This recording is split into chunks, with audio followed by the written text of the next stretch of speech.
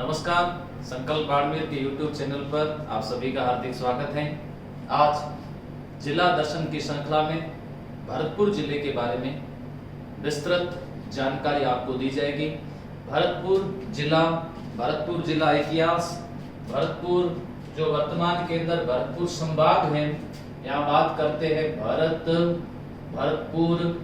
भरतपुर जिले के जिस 3 तरीके से इसको पढ़ा जाएगा भरतपुर को, इसके भरतपुर का इतिहास, भरतपुर कला संस्कृति और तीसरे पार्ट में पढ़ेंगे भरतपुर का भूगोल एवं इसके साथ साथ भरतपुर से संबंधित कोई समसामयिक जानकारी हुई तो उसकी भी मैं आपको साथ साथ में जानकारी उपलब्ध करवाता रहूंगा। यहाँ भरतपुर संभाग, जिसको संभाग का दर्जा प्राप्त है, संभाग का दर्जा प्राप्त है 4 जून 2005 को भरतपुर को संभाग का दर्जा दिया गया है। भरतपुर संभाग में 4 जिले स्थित है। 4 जिले भरतपुर संभाग में 4 जिलों को शामिल किया गया है। कौन कौन से हैं 4 जिले जो भरतपुर संभाग के अंदर शामिल है? देखिए, भरतपुर संभाग के अंदर भरतपुर को शामिल किया गया है, भरतपुर संभाग के अंदर धौलपुर को शामिल किया गया है, भरतपुर संभाग के अंदर करौली शामिल है और भरतपुर संभाग के अंदर सवाई माधोपुर को शामिल किया गया है। तो ये भरतपुर संभाग के 4 जिले धौलपुर जिला दर्शन में पढ़ चुके हैं, करौली का अध्ययन आपको करवा दिया गया है। अब कौन सा है? भरतपुर, और उसके बाद में आपको सवाई माधोपुर की जानकारी उपलब्ध करवा दूंगा। तो यहाँ बात करते हैं भरतपुर के इतिहास की। भरतपुर का क्या इतिहास था उसकी जानकारी, भरतपुर के इतिहास से संबंधित सबसे पहले आपको शुरू करवा देता हूँ।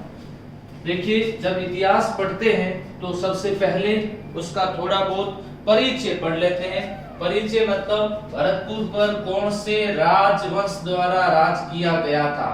राजवंश कौन सा था? जाट।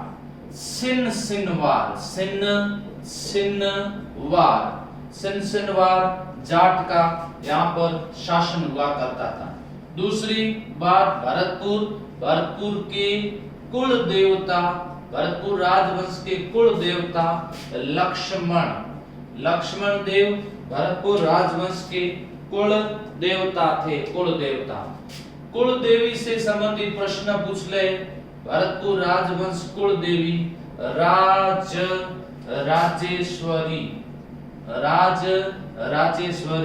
राजराजेश्वरी माता। भरतपुर के जाट राजवंश के संस्थापक का अगर प्रश्न पूछा जाए, संस्थापक कौन थे? चूड़ामन संस्थापक थे। और भरतपुर राजवंश के वास्तविक संस्थापक, भरतपुर राजवंश के वास्तविक संस्थापक कौन थे? बदन सिंह को भरतपुर राजवंश का वास्तविक संस्थापक जाना जाता है। और बदन सिंह के समय ही 17 मार्च 1722 ईस्वी को भरतपुर रियासत का गठन हुआ था। ध्यान से समझ लेना, भरतपुर रियासत का गठन कब हुआ था? और खास बात 1733 ईस्वी भरतपुर दुर्ग का निर्माण करवाया गया। उसी समय भी महाराजा कौन थे? उस समय भी महाराजा बदन सिंह थे।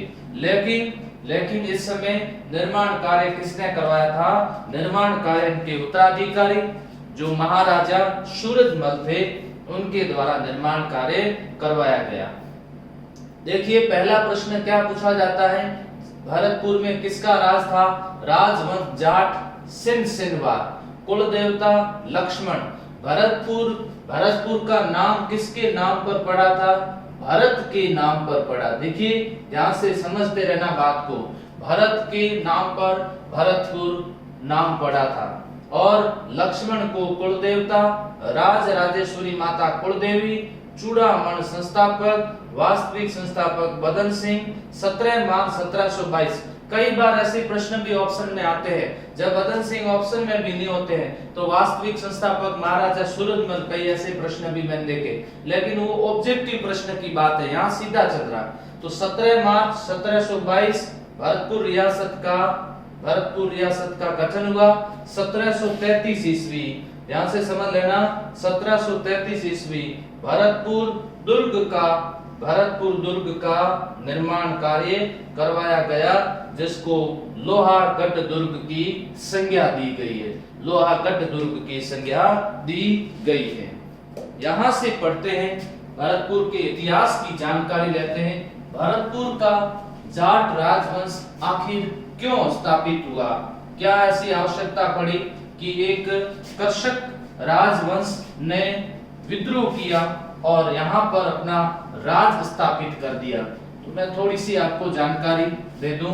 यहाँ जब बात करें भरतपुर की, देखिए भरतपुर ये जो क्षेत्र था भरतपुर का क्षेत्र था, इसके पास में आगरा, और यहाँ पर किसका शासन था? यहाँ पर मुगलों का शासन था। यहाँ केवल भरतपुर में नहीं बल्कि इस क्षेत्र में भी, ये जो क्षेत्र है इसके आसपास का ये जो क्षेत्र है, इसमें यहाँ पर ये मथुरा, इसके आगे चलते हैं तो दिल्ली, यहाँ जाट समुदाय काफी बड़ी तादाद में था। और दिल्ली पर, आगरा पर मुगलों का शासन था। मुगल कौन? मुगल बाबर, मुगल हुमायूं, मुगल अकबर, मुगल जहांगीर, मुगल शाहजहां, मुगल औरंगजेब। तो यहाँ पर मुगलों का शासन हुआ करता था। इस मुगलों में से ये जो मुगल बादशाह थे, ये मुगल बादशाह धार्मिक रूप से कट्टर मुगल बादशाह था। धार्मिक रूप से कट्टर मुगल बादशाह था। इस मुगल बादशाह के अत्याचार ज्यादा थे, इससे दिल्ली जाट हो या मथुरा के जाट हो, इनके ऊपर अत्याचार ज्यादा थे इनके, और इन अत्याचारों से दुखी होकर के इनके द्वारा विद्रोह किया गया। बताया जाता है इतिहास के अंदर 1669 ईस्वी औरंगजेब के समय प्रथम संगठित विद्रोह, जिसे हिंदू विद्रोह भी कहते हैं, वो मथुरा के जमींदार गोकुला जाट द्वारा किया गया था। गोकुला जाट द्वारा किया गया था। वो कौन थे? वो मथुरा के जमींदार थे। मथुरा के जमींदार गोकुला जाट द्वारा संगठित विद्रोह किया गया। 1669 जो समय है ना, 1669 में औरंगजेब द्वारा एक फरमान जारी किया गया था, जिसका नाम था बनारस फरमान। एक फरमान जारी किया गया था जिसका नाम बनारस फरमान था, और बनारस फरमान के तहत एक फरमान जारी किया गया जिसका नाम बनारस फरमान था। बनारस फरमान के तहत वृंदावन की मूर्तियों को तोड़ने का आदेश दिया था। तो यहाँ पहला संगठित विद्रोह इनके खिलाफ होता है, और वो किसके नेतृत्व में होता है? गोकुला जाट के नेतृत्व में होता है। इसलिए ध्यान से समझ लेना, जमींदार मथुरा के जमींदार, कहां के जमींदार थे? मथुरा के जमींदार गोकुला जाट द्वारा सर्वप्रथम भरतपुर, मथुरा, दिल्ली क्षेत्र के जाटों को संगठित करना शुरू कर दिया। अब संगठित होकर के इनके खिलाफ विद्रोह करेंगे। इस विद्रोह को दबाने के लिए औरंगजेब द्वारा हसन अली खां को भेजा गया। तो मैं आपको थोड़ा व्यवस्थित रूप से और इतिहास की शुरुआत की जानकारी आपको प्रदान कर दूं कि किस प्रकार से भरतपुर जाट राजवंश में कौन कौन से राजा। नंबर 1 गोकुला के बाद में राजा राम, राजा राम के बाद में चूड़ामन, और चूड़ामन के बाद में आ जाएंगे बदन सिंह, और बदन सिंह के बाद में महाराजा सूरजमल, महाराजा सूरजमल के बाद जवाहर सिंह के बाद कुछ समय के लिए केसरी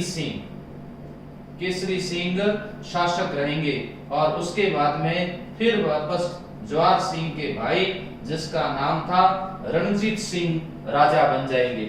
उसके बाद क्रमशः मैं आपको आगे पढ़ाता रहूंगा, लेकिन सबसे पहले राजा की हेडिंग डाल देते हैं और नाम है गोकुला।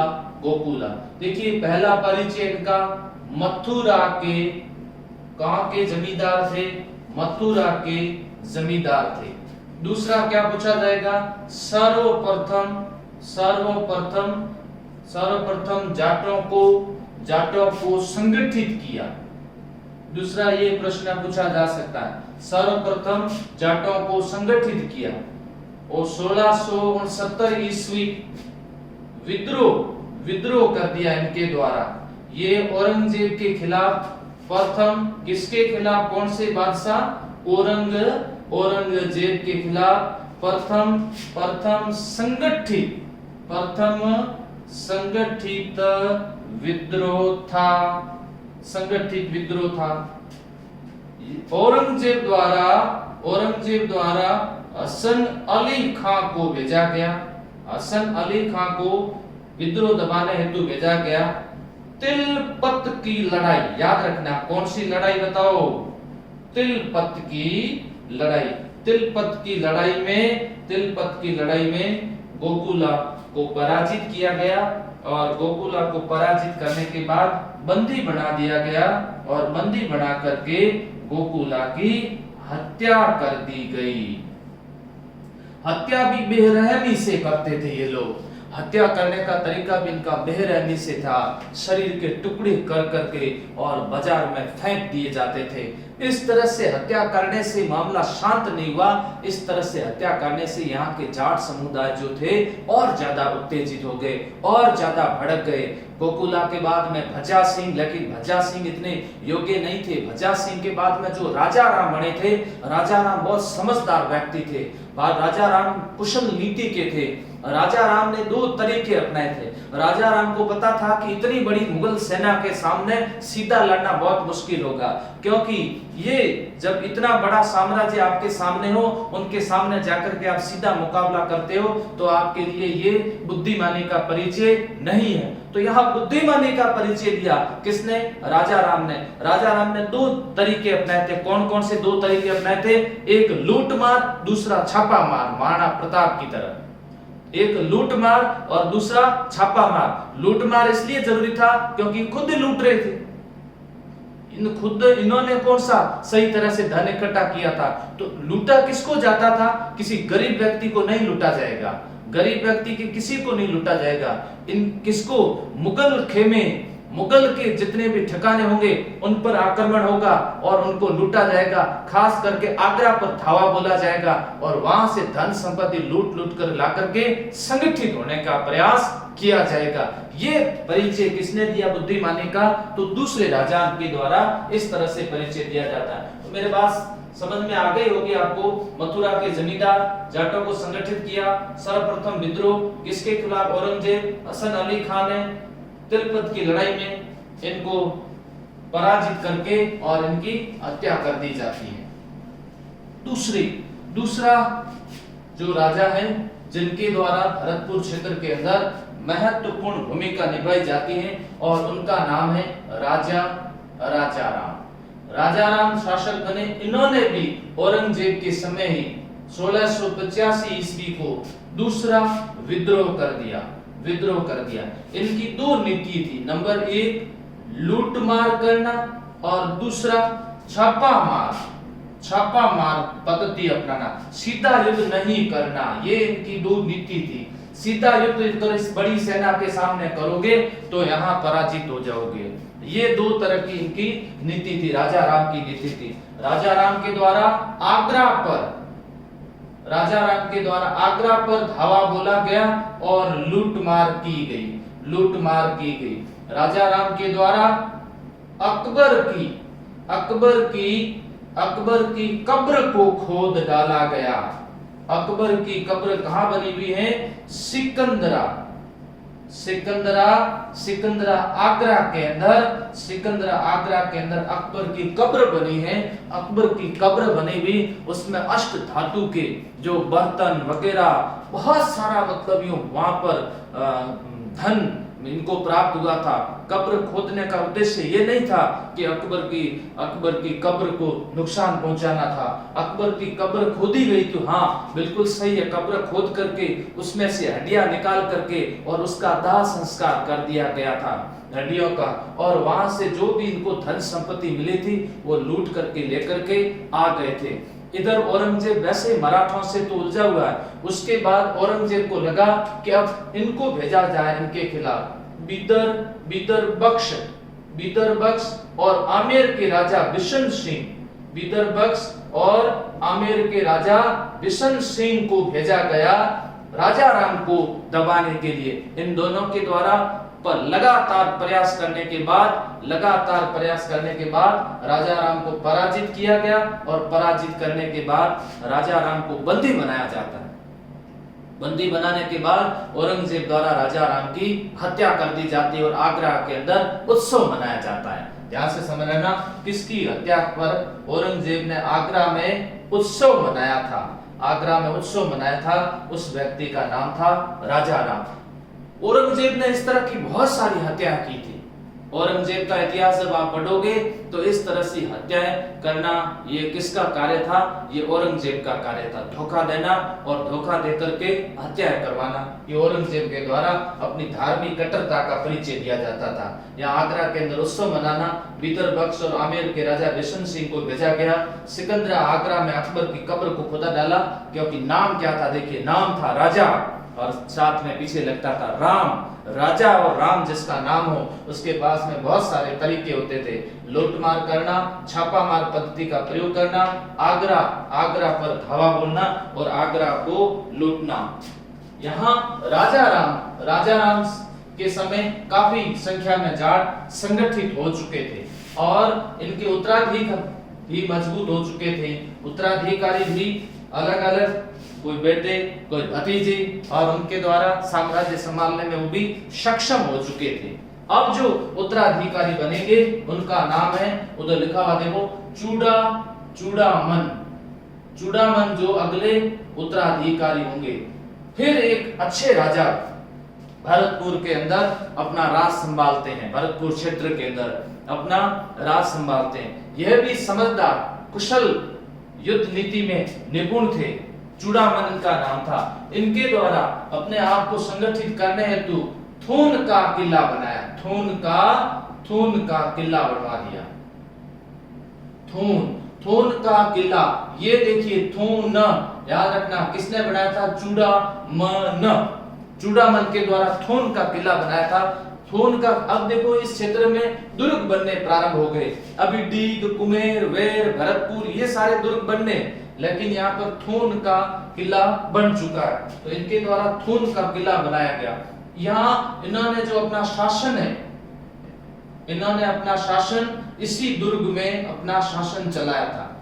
इसी दुर्ग में शासन चलाना और फिर शासन चला करके मुगलों पर यहाँ से इन्होंने आक्रमण करने शुरू कर दिए। मुगलों पर यहाँ से इन्होंने आक्रमण करना शुरू कर दिया था और अपने आप को यहाँ पर जाट साम्राज्य का संस्थापक बताया गया। ये जाट साम्राज्य के संस्थापक बन चुके थे। जाट राजा संस्थापक बन चुका है। अब अपने आप को राजा की तरह समझने लगे और दुर्गों का निर्माण हो चुका है। जब दुर्गों का निर्माण हो चुका है तो ये राजा की तरह कार्य करने लग चुके। अब देखो औरंगजेब की मृत्यु हो चुकी है। फर्रुख सियर ने इनको राय बहादुर खान की उपाधि प्रदान की और कुछ क्षेत्रों का इनको राहदार नियुक्त किया गया। कुछ क्षेत्र इनको दिए गए। कुछ क्षेत्र इनको दिए गए जिसमें इनको राहदार नियुक्त करके और इनको 2000 का मनसब दिया गया। 2000 का मनसब प्रदान किया गया। 2000 का इनके द्वारा इनके पास में मनसब था। तो देखिए जब मनसब है तो अब ये राजा है तो साम्राज्य के क्या बन चुके हैं, साम्राज्य के संस्थापक बन चुके हैं। याद रखना राय बहादुर खान की उपाधि राहदार नियुक्त किया गया था, इनको राहदार नियुक्त किया गया था। इनके द्वारा चूड़ामन बहुत होशियारी से कार्य करते थे, बहुत तरीके से इनके द्वारा कार्य किया जाता था, जरूरत के अनुसार उसका साथ देते। उनको पता चलता था कि ये मुगलों में उत्तराधिकार विवाद हो रहा है, ये जीतने वाला, उसका जाकर के साथ दे देते थे और साथ दे करके इनके द्वारा देखिए मनसब भी प्राप्त कर लिया गया। लेकिन इनके विद्रोह को बढ़ता देखकर, जब इनका विद्रोह बढ़ा जा रहा था, विद्रोह इनका ज्यादा बढ़ रहा था, तब इनको नियंत्रित करने हेतु, इनके खिलाफ आक्रमण करने हेतु इनको भेजा गया सवाई जय सिंह कहां के, जयपुर के राजा सवाई जय सिंह के इनके खिलाफ भेजा गया। देखिए यहां पर एक चीज और मैं बता देता हूं, अब इनके भी परिवार के अंदर कलह शुरू हो चुकी है, आपस में कलह शुरू हो चुकी है। इनके जो दो बेटे थे मोखम सिंह और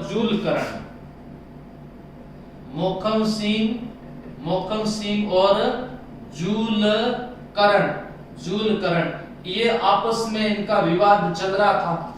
ये आपस में एक दूसरे पर आक्रमण कर रहे थे और इनके आपस में मोखम सिंह और जूलकरण का विवाद चल रहा था।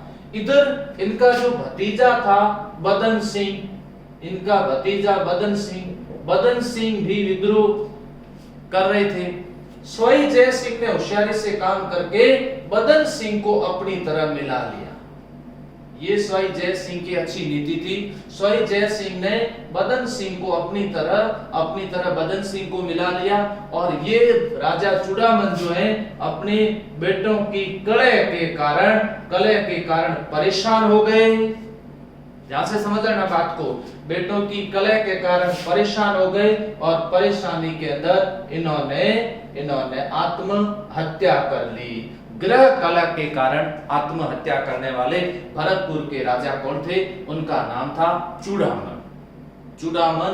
इनके द्वारा ग्रह कलह के कारण आत्महत्या कर ली जाती है। अगले राजा सवाई जय सिंह, जिसका समर्थन किया और उस राजा का नाम था बदन सिंह। अब बदन सिंह भरतपुर साम्राज्य के संस्थापक बनेंगे और विधिवत रूप से इनका राज्याभिषेक होगा।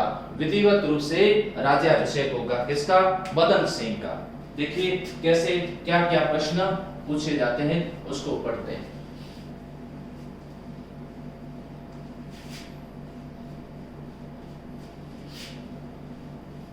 सवाई जय सिंह के सहयोग से बदन सिंह राजा बने। बदन सिंह 1722 से लेकर के 1755 तक रहेंगे। बदन सिंह ये इनको डीग की जागीर प्रदान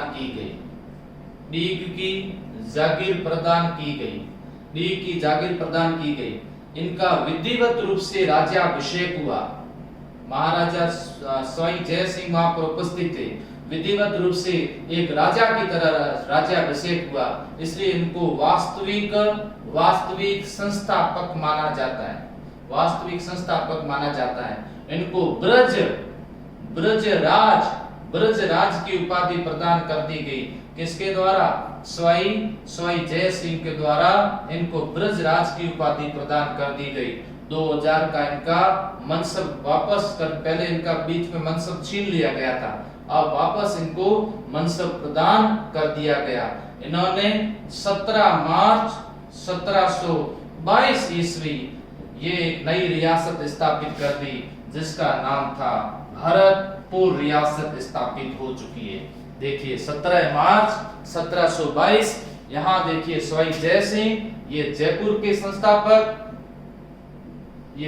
के संस्थापक सवाई जय सिंह और ये भरतपुर रियासत के संस्थापक बदन सिंह। मोहम्मद शाह रंगीला ने ये समझौता करने के कारण मोहम्मद शाह रंगीला ने यह समझौता करने के कारण स्वाई जय सिंह को कौन सी उपाधि दी थी बताओ? स्वाई जय सिंह को श्री राज राजेश्वर महाराजा धीराज की उपाधि प्रदान की थी। तो यहाँ देखिए डी की जागीर मिल चुकी है, विधिवत रूप से राज्याभिषेक हुआ, बिल्कुल एक राजा की तरह राज्याभिषेक करवाया गया था। इसमें भूमिका किसकी थी? स्वाई जय सिंह की। वास्तविक संस्थापक ब्रजराज की इनको उपाधि प्रदान की। 2000 का मनसब 17 मार्च 1722 ईस्वी को भरतपुर रियासत का गठन हो चुका है इनके द्वारा। अब देखिए भरतपुर रियासत को मजबूत करने के लिए इनके द्वारा डीग, कुमेर, वेर और भरतपुर दुर्गों का निर्माण करवाया गया। डीग, कुमेर, वेर, भरतपुर दुर्गों का निर्माण हो चुका है, ये दुर्ग बन चुके हैं। अब ये जो भरतपुर क्षेत्र का आसपास का जो पूरा क्षेत्र है यहाँ पर दुर्गों का निर्माण हो चुका है। तो यहाँ व्यवस्थित रूप से कार्य शुरू हो चुका है।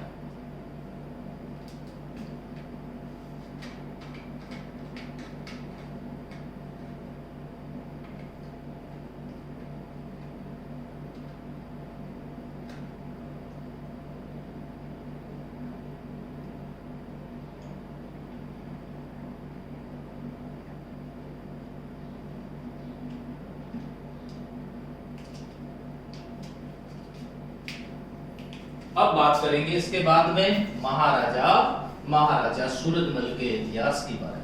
वैसे मैं आपको जानकारी बता दूं, महाराजा सूरजमल के बारे में एक वीडियो अपलोड किया जा चुका है, आप उसको भी देखना, महाराजा सूरजमल। और इसी में भी आपको मैं एक बार फिर समझा देता हूं, महाराजा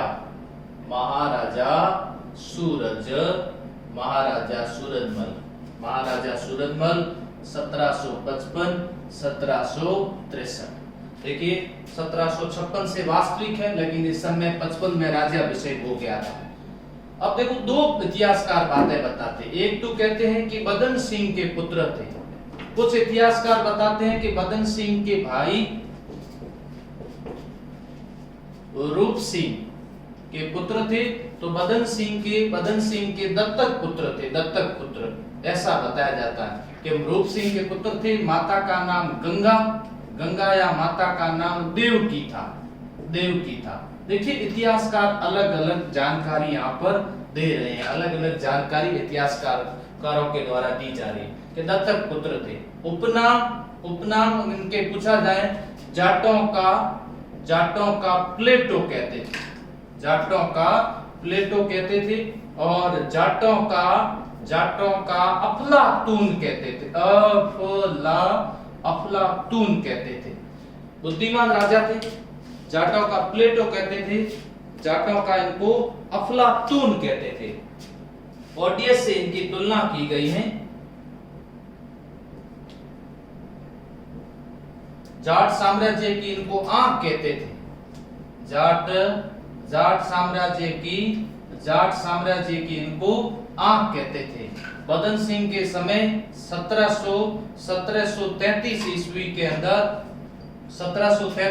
के अंदर इनके ही निर्देशन में भरतपुर दुर्ग का निर्माण करवाया गया, जिसको लोहागढ़ कहते हैं। भरतपुर दुर्ग का निर्माण करवाया गया, जिसको लोहागढ़ कहते हैं। लोहागढ़ की संज्ञा दी गई है। तो ये भरतपुर क्षेत्र से संबंधित, भरतपुर जाट राजवंश के सबसे शक्तिशाली राजा से संबंधित प्रश्न आ जाए कि भरतपुर राजवंश के सबसे शक्तिशाली राजा कौन थे? भरतपुर जाट राजवंश के सबसे शक्तिशाली राजा का अगर प्रश्न पूछा जाए तो महाराजा सूरजमल थे। महाराजा सूरजमल वो राजा थे जो 2 हाथों से तलवार चलाना जानते थे। ऐसे इतिहास में बहुत कम राजा हुए जो 2 हाथों से तलवार चलाने जानते हो। महाराजा 2 हाथों से तलवार चलाते थे, शक्तिशाली शासक थे। महाराजा अपने समय में किसी से भी युद्ध में पराजित नहीं हुए, लेकिन नजीबो खां रोहिला द्वारा धोखे से इनकी हत्या की जाती है। युद्ध में किसी से नहीं हारे। भरतपुर दुर्ग पर भी किसी के द्वारा अधिकार नहीं किया गया। भरतपुर दुर्ग को भी अजय दुर्ग माना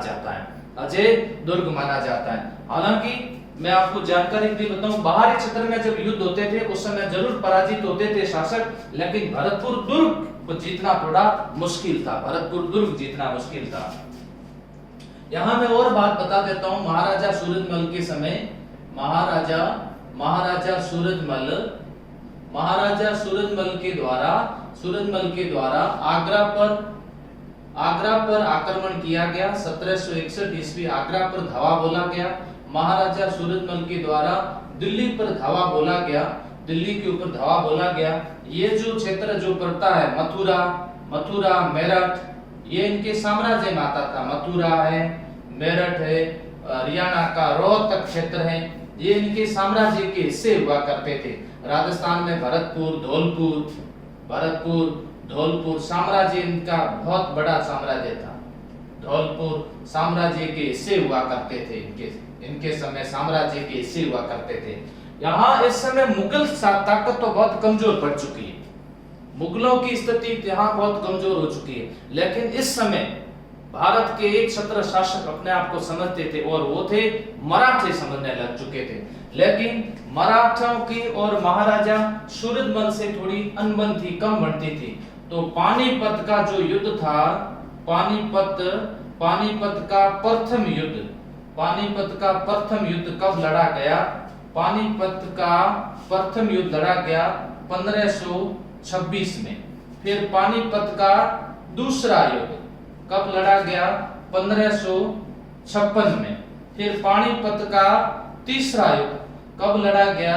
1761 में। ये देखो 1761, ये 1761 का समय, ये 1761 का समय। पानीपत के युद्ध में जो आक्रमणकारी आया था, उस आक्रमणकारी ने उल्लेख किया है कि भारत पर आक्रमण करते समय मुझे दो ही स्थान ऐसे थे, एक दिल्ली और दूसरा भरतपुर, इनके पास ही सबसे ज्यादा खजाना हुआ करता था, खजाना। लेकिन अब्दाली ने भरतपुर पर आक्रमण करने की कभी हिम्मत नहीं की। मथुरा पर खूब उसके द्वारा आक्रमण किया गया, लूटमार की गई, दिल्ली पर उसका आक्रमण हुआ।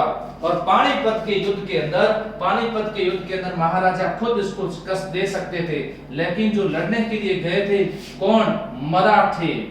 मराठे जब लड़ने के लिए गए थे, सदाशिवराव भाऊ, उन्होंने महाराजा सूरजमल की सहायता नहीं ली। इतिहास में बताया जाता है कि लगभग 1 लाख मराठों को यहाँ पर कत्लेआम कर दिया गया था। जो मराठे यहाँ से जान बचा करके भागे थे, वो भरतपुर की तरफ दौड़े थे और भरतपुर दुर्ग में उनको शरण प्रदान की गई थी। और महारानी किशोरी देवी के कहने पर इन मराठों की सहायता की गई थी। इनको भरतपुर दुर्ग में रखा गया था, इनके लिए भोजन की व्यवस्था की गई थी। और यहाँ से जब गए थे तो भी साथ में इनको भोजन दिया गया था और कुछ धनराशि भी इनको दी गई थी कि आप यहाँ साथ ले जा सकते हो। तो ऐसी स्थिति के अंदर ये पानीपत का तीसरा युद्ध निर्णायक युद्ध साबित हो गया, क्योंकि इस युद्ध में अगर महाराजा साथ देते, लेकिन महाराजा को साथ देने के लिए इन्होंने मराठों ने आमंत्रित नहीं किया। मराठे अपने घमंड में थे। महाराजा अगर इस युद्ध में इनका साथ दे देते तो युद्ध का परिणाम कुछ और ही होता। ये आक्रमणकारी एक धन संपदा लूटने के लिए ही आया करते थे और फिर खूब सारे इन्होंने धन संपदा को लूटा था। बहुत सारे इतिहासकार इस तरह से वर्णन करते हैं। महाराजा सूरजमल द्वारा एक ध्यान रखना, निर्माण कार्य के अंदर भरतपुर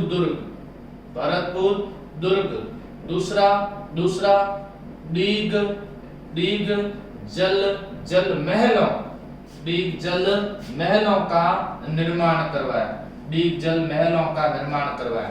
तीसरे में एक प्रश्न याद रखना, नूरजहां का झूला लाए थे। नूरजहां का झूला वहां से दिल्ली से यहाँ लेकर के आए थे। यहाँ में डी के भवन के अंदर ये भवन बने हुए, गोपाल भवन, नंद भवन, केशव भवन, हरिहर भवन और सावन भादो भवन, ये महल बने हुए, सावन भादो महल बने हुए। ये किसके द्वारा निर्मित करवाए गए? महाराजा के द्वारा निर्मित करवाए गए। नजीबू खां रोहेला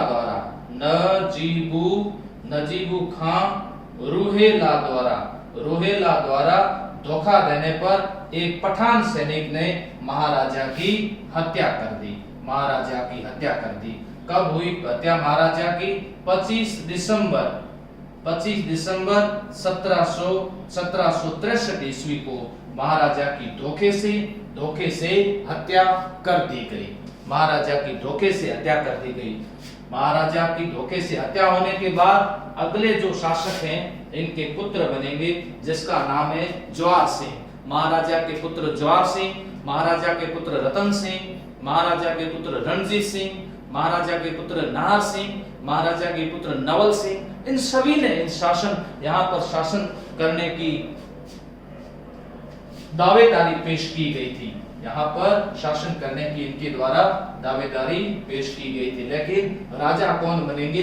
राजा बनेंगे जवाहर सिंह। जवाहर सिंह राजा बनेंगे और जवाहर सिंह राजा बनते हैं। अपने पिता की हत्या का बदला लेने के लिए दिल्ली पर आक्रमण करते हैं। इनके द्वारा पेशेवर लड़ाकू सेना भी तैयार की जाती है। पेशेवर लड़ाकू सेना भी तैयार की जाती है। तो मैं बात कर देता हूं आपके सामने जवाहर सिंह। समझ लेना कौन कौन से प्रश्न पूछे जाते हैं।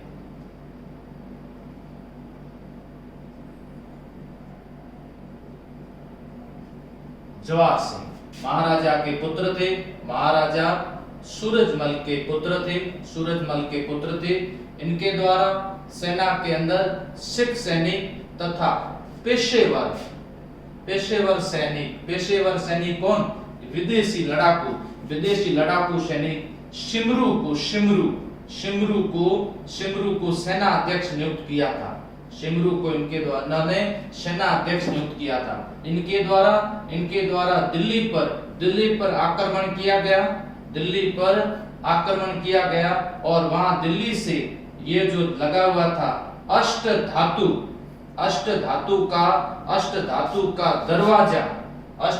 का दरवाजा तोड़ करके लाए थे और भरतपुर दुर्ग में लगा हुआ है। वर्तमान में ये अष्ट धातु का दरवाजा भरतपुर में लगा हुआ। ये अष्ट धातु का दरवाजा कहाँ का था? ये अष्ट धातु का दरवाजा चित्तौड़ का था।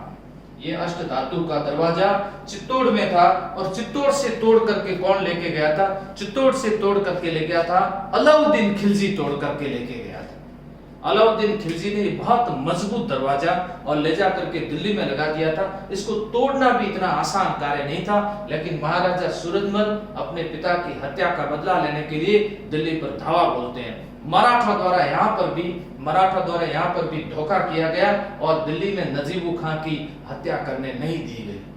नजीबुद्दौला की हत्या नहीं करने दी गई। यहाँ मराठे फिर महाराजा के साथ में धोखा करते हैं और जब महाराजा अपने पिताजी के अस्थियों का विसर्जन करने के लिए पुष्कर आते हैं, अपने पिताजी की अस्थियों का विसर्जन करने के लिए पुष्कर आते हैं, तो पुष्कर आए तब जोधपुर के महाराजा के द्वारा इनका अच्छा सम्मान किया गया।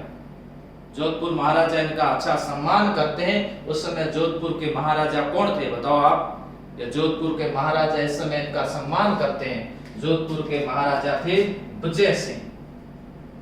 विजय सिंह द्वारा इनका सम्मान किया जाता है। लेकिन जब ये वापस जा रहे होते हैं तब जयपुर के महाराजा माधो सिंह फर्स्ट और इनके बीच में मावला मांडोली का युद्ध हो जाता है। मांडोली का युद्ध लड़ा जाता है 1767 ईस्वी को। मावला मांडोली का युद्ध लड़ा जाता है। मावला मांडोली युद्ध के समय कहते हैं इनके द्वारा यहाँ से सेना हटा दी जाती है। तो जवाहर सिंह जब सेना यहाँ से हटा देते हैं तो माधो सिंह विजयी हो जाते हैं और माधो सिंह द्वारा कामा क्षेत्र पर अधिकार कर लिया जाता है। कामा क्षेत्र को जयपुर में मिला दिया जाता है। कामा पर इनके द्वारा अधिकार कर लिया जाता है। ये मावला मंडोली का युद्ध इसलिए माधो सिंह ने लड़ा था कि जब माधो सिंह और ईश्वरी सिंह इन दोनों भाइयों के बीच में, किसके बीच में? माधो सिंह और ईश्वरी सिंह, इन भाइयों के बीच में जब उत्तराधिकारी युद्ध हो रहे थे, उस युद्ध में महाराजा सूरजमल ने ईश्वरी सिंह का साथ दिया था। महाराजा सूरजमल ने ईश्वरी सिंह का साथ दिया था। क्यों? क्योंकि ईश्वरी सिंह के जो पिताजी थे स्वाई जय सिंह, उन्होंने राज्याभिषेक, किसके राज्याभिषेक में, इनके सूरजमल के पिताजी बदन सिंह के राज्याभिषेक में महत्वपूर्ण भूमिका निभाई थी। तो इनका ही साथ दिया था स्वाई जय सिंह की सहयोग के अनुसार, लेकिन इससे माधो सिंह नाराज थे और नाराज में इनको अच्छा मौका मिल गया था इस युद्ध का, और ये इस समय युद्ध लड़ा गया, जिस युद्ध को कहते हैं मावला मंडोली का युद्ध कहते हैं। स्क्रीनशॉट ले लो।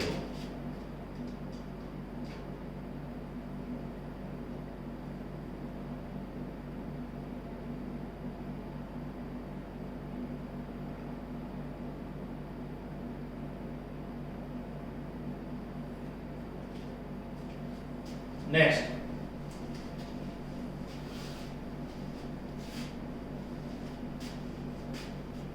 देखिए हर इतिहास के अंदर, कोई भी आप इतिहास पढ़ो, कुछ शासक अच्छे होते हैं, कुछ शासक आलसी प्रवृत्ति के होते हैं, विलासी प्रवृत्ति के होते हैं। तो यहां देखिए जवाहर सिंह के बाद में, जवाहर सिंह 68 तक रहे थे।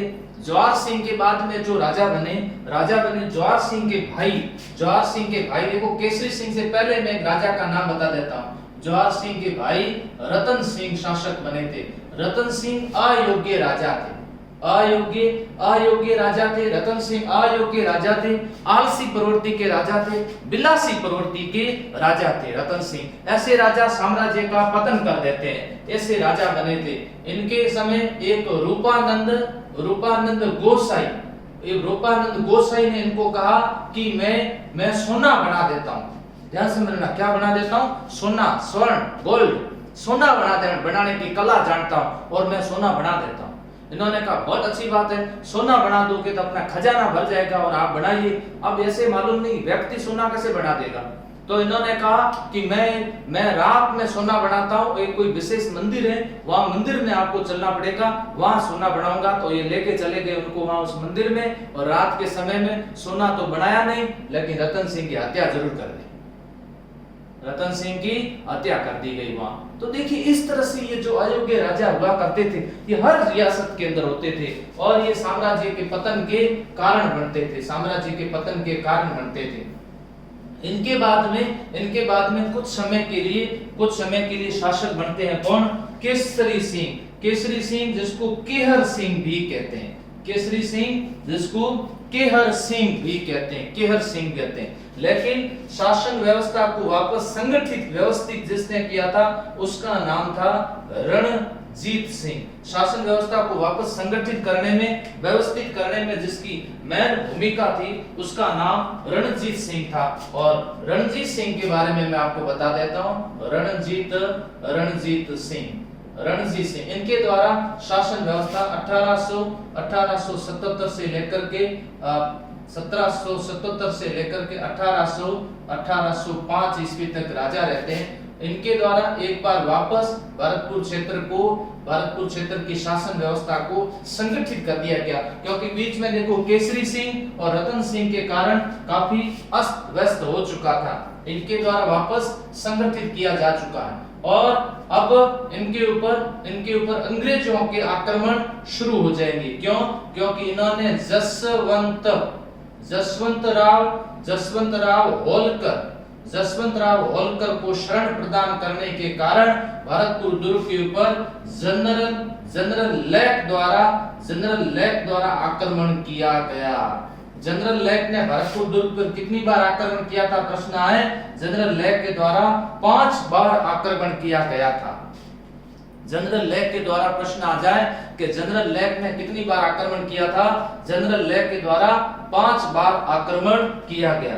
इसी के साथ मैं आपको बता दूं, रणजीत सिंह का एक अच्छा सा प्रश्न याद रखिएगा, सहायक संधि का प्रश्न पूछा जा सकता है। सहायक संधि, ये सहायक संधि कौन सी सहायक संधि है? इस संधि का नाम है अनाक्रमण और रक्षात्मक सहायक संधि। अनाक्रमण रक्षात्मक सहायक संधि करने वाली राजस्थान की पहली रियासत कौन सी थी? भरतपुर थी। राजस्थान की पहली रियासत भरतपुर थी, याद रखना। अनाक्रमण एवं रक्षात्मक सहायक संधि। आश्रित पार्थक्य की सहायक संधि करने वाली राजस्थान की पहली रियासत कौन सी थी? वो रियासत थी करौली। अंतिम रियासत कौन सी थी? वो रियासत सी सिरोही, अंतिम रियासत सिरोही थी। यहाँ अनाक्रमण रक्षात्मक संधि कब हुई थी? 29 सितंबर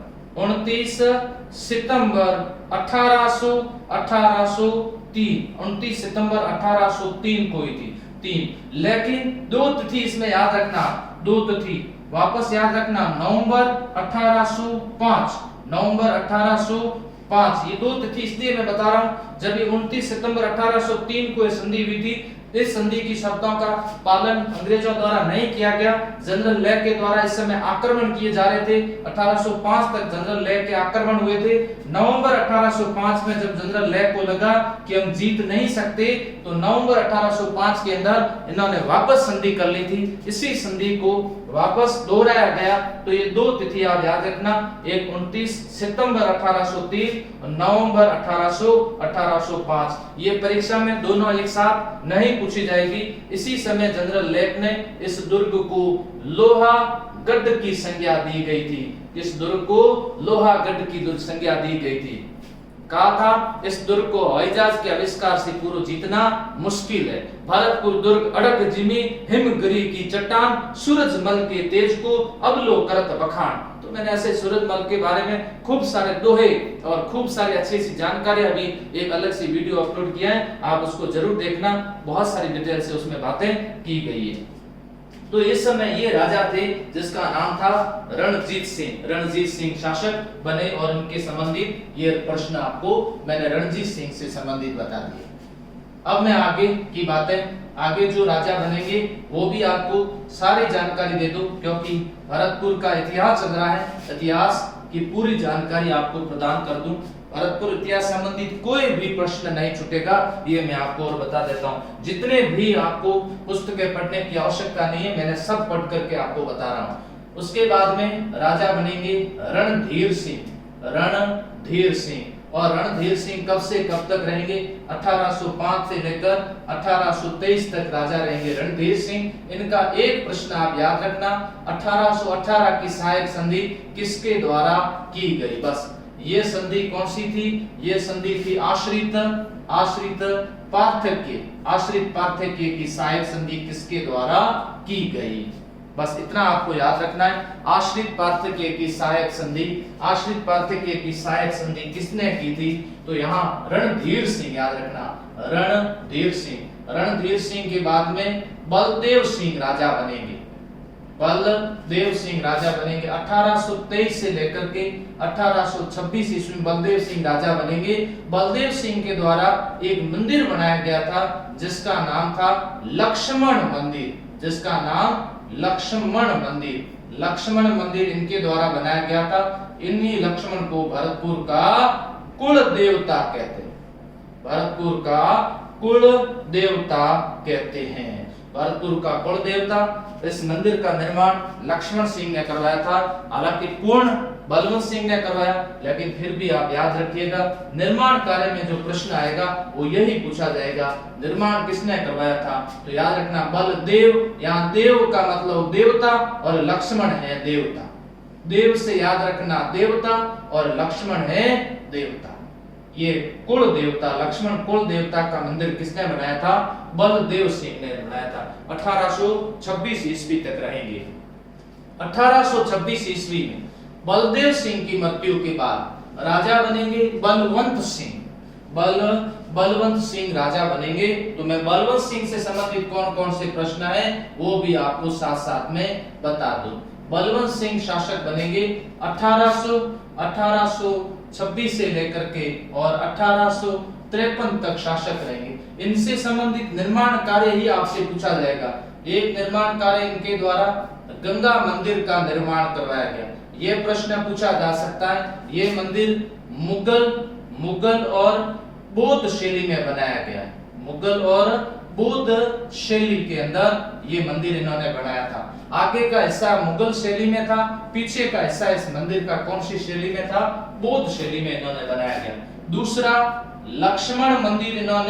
लक्ष्मण मंदिर का पूर्ण निर्माण करवाया था, ये याद रखना तीसरा इनके द्वारा भरतपुर के अंदर जामा जामा मस्जिद का निर्माण करवाया था। यहाँ पर सांप्रदायिक सद्भाव का एक अच्छा उदाहरण इनके द्वारा पेश किया गया और इनके द्वारा एक मस्जिद बनाई थी जिस मस्जिद का नाम था जामा मस्जिद का निर्माण करवाया था। और राजा कौन थे? बलवंत सिंह। तो देखिए बलवंत सिंह के समय गंगा मंदिर, लक्ष्मी मंदिर का निर्माण पूर्ण करवाया गया और जामा मस्जिद का निर्माण करवाया गया। 53 तक राजा बने। 53 के बाद में फिर अगली जो 1857 की जब क्रांति आती है उस समय राजा दूसरे थे, उस समय ये राजा नहीं थे। उस समय राजा कौन थे? उस समय राजा थे जसवंत सिंह। जसवंत सिंह शासक बने और 1853 से लेकर के 1893 तक शासक रहे। इनसे याद रखना 1857 की क्रांति के समय अंग्रेजों का साथ दिया था। उस समय भरतपुर के पॉलिटिकल एजेंट जो थे वो मॉरिसन थे। मॉरिसन थे। 1857 की क्रांति के समय अंग्रेजों का साथ दिया था। अंग्रेजों का इनके द्वारा साथ दिया गया था, अंग्रेजों का साथ। इसके बाद में राजा बनेंगे किशन सिंह राजा। ब्रजेंद्र स्वाई किशन सिंह इनका पूरा नाम था। ब्रजेंद्र स्वाई किशन सिंह 1893 से लेकर 1929। ब्रजेंद्र स्वाई किशन सिंह इनको भरतपुर में भरतपुर के अंदर जन जागृति लाने का जनक माना जाता है। 1912 ईस्वी हिंदी साहित्य समिति का गठन किया गया। हिंदी साहित्य समिति इन्हीं के समय स्थापित हुई थी, हिंदी साहित्य समिति, और इसके संस्थापक थे जगन्नाथ अधिकारी। यानी समझ लीजिए आप बात को, भरतपुर क्षेत्र में जन जागृति लाने का श्रेय किसे दिया जाता है? भरतपुर क्षेत्र में जन जागृति लाने का कार्य किसके द्वारा किया गया? भरतपुर में जन जागृति का श्रेय किशन सिंह को जाता है और वो भी भरतपुर के महाराजा थे। भरतपुर के महाराजा किशन सिंह को दिया जाता है। और अंत में भरतपुर के राजा बचे अंतिम राजा। आपसे अगर प्रश्न आ जाए कि भरतपुर के अंतिम राजा कौन थे? भरतपुर के अंतिम राजा थे जिसका नाम था ब्रजेंद्र सिंह। ब्रजेंद्र सिंह ये भरतपुर के अंतिम शासक थे। एकीकरण के समय यही शासक थे। इनका नाम था ब्रजेंद्र सिंह। तो देखिए यहाँ से संबंधित जो भी प्रश्न है, इतिहास से संबंधित जितने भी प्रश्न बनते थे वो मैंने आपको बता दी। अब इसी के साथ साथ भरतपुर इतिहास से संबंधित प्रजा मंडल का भी आपसे प्रश्न पूछा जा सकता है, तो प्रजा मंडल का भी साथ साथ में बता देता हूँ। भरतपुर प्रजा मंडल, प्रश्न आ जाए भरतपुर प्रजा मंडल की स्थापना कब हुई थी? भरतपुर प्रजा मंडल की स्थापना 1938 में हुई थी। इसके संस्थापक कौन थे? किशन लाल जोशी और गोपीलाल यादव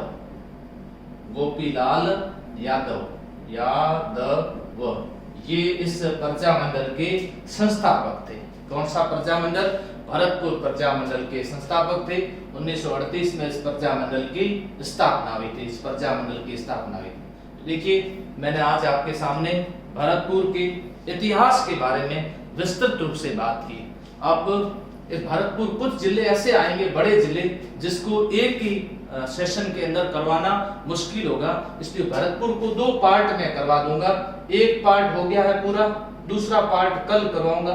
तो मैं चाहता हूं कि छोटे छोटे जिले एक पार्ट में हो सकते हैं, लेकिन बड़े जिलों को अगर विस्तृत रूप से अगर पढ़ाना है तो पार्ट 2 लेने पड़ेंगे, पार्ट 3 भी करने पड़ सकते हैं। तो ऐसी स्थिति में आप लोग पढ़ते रहिए, मेहनत करते रहिए। कई बच्चे ये पूछ रहे हैं कि सर ये जिला दर्शन पूरा करवाएंगे नहीं करवाएंगे।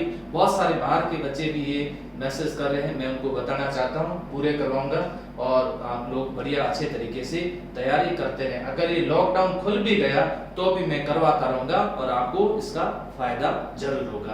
अब आप लोग पढ़ाई करते रहें। धन्यवाद।